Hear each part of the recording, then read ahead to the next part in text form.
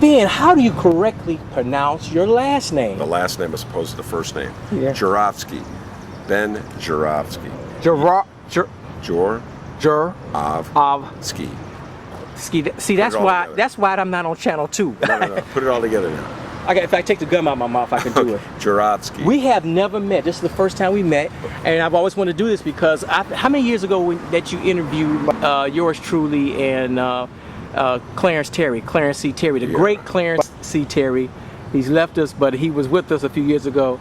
The dearly the late Clarence Terry, of course. That was all. It's been a while. I don't know. How did we hook up? You called me. Out of the blue? Had to. Yeah. You probably had to see me on public access. Yeah. And you say, "Wow, you do this show or whatnot." And I've always wanted to be interviewed. I always wanted to be in the reader. I always wanted to be in the reader, and it just happens. You know, when I wasn't thinking about it, it happened. And so you interview about the public access show, and you interviewed me once about some politics stuff. But forget about that. How long you been writing in the Reader? I've been writing in the Reader since about the mid '80s. I've been a staff writer for the Reader since 1990. So what is that? I'm over 20 years with the Reader. But you're not born and raised in Chicago. No, I'm not from Chicago. Wow. You've been here 20 years, man. You're Chicagoan now. No. You and Barack Obama. He's been here about 20-some years. You've been here over 20 years, right? I don't think like a Chicagoan. And by the way, neither does Barack Obama. That's how he was successful. He doesn't think like a Chicagoan. He thinks smart and big. I hate to say, I don't see him as a Chicagoan. I see him as a person that's his adopted hometown is Chicago. Yeah. Well, here's my take on Barack Obama. He came to Chicago and figured out everything he had to do to get out of Chicago, and as soon as the time was right, he got out. And look how great he did. Ironically, he'll be back this weekend. Yes. You know, he'll be back this weekend. He's staying for the weekend. I think that's what I heard. I haven't looked it up yet. Somebody called me a minute ago. Yeah. And we are in Hyde Park, so maybe I should go camp out now. No. It's not, the police are coming back to me. No, not a good idea. But you're born and raised in what city? Well, let's see. I was actually born in Connecticut, and most of my life was in my early years were in Rhode Island, and then for high school I moved to Evanston. So, what? Rhode Island? How you get from Rhode Island to Evanston? Everybody. Well, my father was a history professor, so he went from job to job, and I guess Evanston would be my hometown if you consider high school. Evanston Township? Yeah, I went to Evanston Township High School. Man, you a Chicagoan, man. Oh, I don't think like a Chicago. For instance, if you go, when I moved to Evanston, this is a small example. Right. Chicagoans are like Cub fans or White Sox fans. I was rooting for both teams. I'm White Sox. Cubs suck, man. Well, is it the White Sox are any good? Right, Cubs suck. White Sox suck too. Yeah, they won the World Series in 2005, sir. What? And you're going to live on that for how long? Next 20 years. Next 20 years. Like the Bears. Bears haven't won in over 20 years. You ride it, baby. You ride it. Blackhawks haven't won in 47 years. Things about to change. You know what I'm saying? Well, you could be right about the Blackhawks, but you're wrong about the White Sox. Listen, I'm happy for all the White Sox fans. They won in 2005. That was awesome, yes. That was also 5 years ago. And Cubs should win. Hopefully, the Ricketts will get it done. But you went to Evanston Township. Yes, sir. Come on, man, you're a Chicagoan. Not really. Oh, and what college? Oh, I went out of state to college, Wisconsin. So. Are you a Badger? No, Lawrence. It's a small college up in Wisconsin. I got out of Wisconsin as soon as I could. I could not. Lawrence. It's in Appleton. It's way up north. I've been to Appleton, believe it or not. I drove somebody up there. I'm a limo driver, Yeah, I drove somebody in Appleton, and it's not too far from Fond du Lac and all of that stuff. It's up there in the middle of nowhere. You take the Greyhound. You go from Fond du Lac. I forget the names of the towns now. You should. No, what's the one where they make the jeans? Oshkosh. Oshkosh. Yeah. It's near Green Bay. It's very cold, and it wasn't my cup of tea. I really didn't find my place myself until I came to Chicago. We love Chicago. And then you've been after Mayor Daley ever since, right? Well, Mayor Daley, let's see, how long has Mayor Daley been mayor? He's been mayor. As long as you've been... He's been mayor for as long as I've been writing for the Reader. That's right. Okay, and so I've been very critical of him. I'm very critical of Mayor Daley. So you were here during the Harold Washington years? Yes. You saw all of that mess. The greatest mayor the city ever had. He was, for those who never met him, I didn't meet him, I regret. I saw him at a distance, but I never met him. Yeah. Phenomenal. Yeah, he was an exceptional mayor, and he died.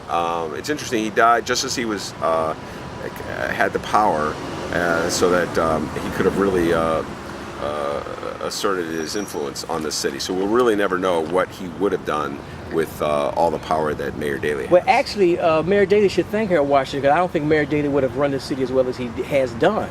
I never vote for the mayor, never will. But if you give him credit, he has managed the city very well.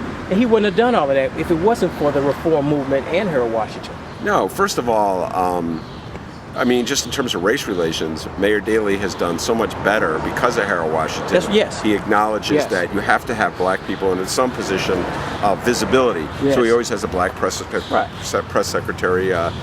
I think he had a black police chief for a while. If I One or recall. two, yeah. Yeah, now he doesn't, but he even had a black fire chief. So, I mean, he learned a few lessons from Harold Washington. You always need a black face at a high place. You always have to have a Negro. I don't want to say front, that's cold. Yeah, that is cold. But it's damn close to it. Okay, I didn't say that. Mark said that. I said that. But why are you so hard on you? You're known for being hard on the mayor. Yeah, because, well, first of all, I'm hard on when I think he's wrong. So I think he's wrong in the way he's apportioning money. That's my big issue. There's only a limited amount of money that we have for the city of Chicago. Cities are poor. Chicago is really no different. There's a lot of wealth in Chicago, I should say, but overall we struggle because there's a lot of poverty in Chicago. And so if I see money wasted, public dollars wasted on frivolous items that there's no real great public purpose for, then I get upset and I write critically about that. Ben, the poor don't vote, sir. Well, or they, if right? they do vote, they waste their votes by voting for a person who's not in their best interest. So what can I tell you? That's why I say I'm not a Chicagoan. I don't think like a Chicagoan. See, Chicagoans keep electing this regime over and over again. Plantation politics, man. I'm not from Chicago. It's African American. I won't sit by you. We're gonna have a conversation in the second part. It's the plantation, man. Things have not changed. Okay, you know that. Then what are the white people's excuse? They're serfs, sir. They're serfs. They're serfs. Indentured servants. Slaves. Okay.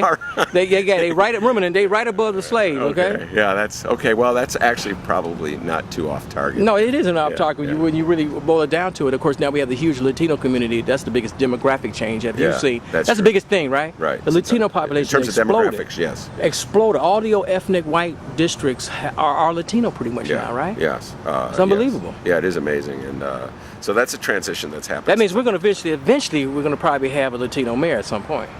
It may take another 10, 15 years. Well, yeah, we'll have Mayor Daley will be mayor as long as he wants to be mayor. Yeah. Don't you agree with me on that? So. Yeah, fortunately he will be mayor, and hopefully, I thought he would quit. Maybe one more term he will go. But it's really sad, and probably Lisa Manigan would be the next mayor. No, I don't think so. Somebody. I think she'll be state office, don't you think? State office? Don't you think she wants to be a senator or governor or something like that? Let's in this segment to talk about your radio show. Invite people to listen to your radio show. Oh, my radio show. We're in this segment. Oh, here. yeah, right. WHPK 88.5, 3 o'clock on Tuesdays. The Benny and Devin Show. I'm with my good friend Devin Thompson. And we play music and talk. We have a lot of fun.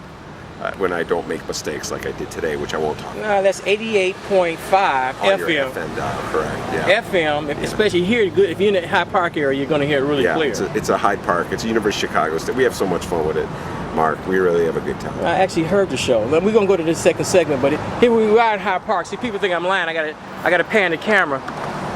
Look like a stately Wayne Manor over there. Look at that. You remember stately Wayne Manor? Yeah, I think he lives here. Look at that stately Wayne Manor. Hyde Park, y'all. And I show this for the international audience because in YouTube, a lot of people never been to Chicago. I wish I could show more pictures.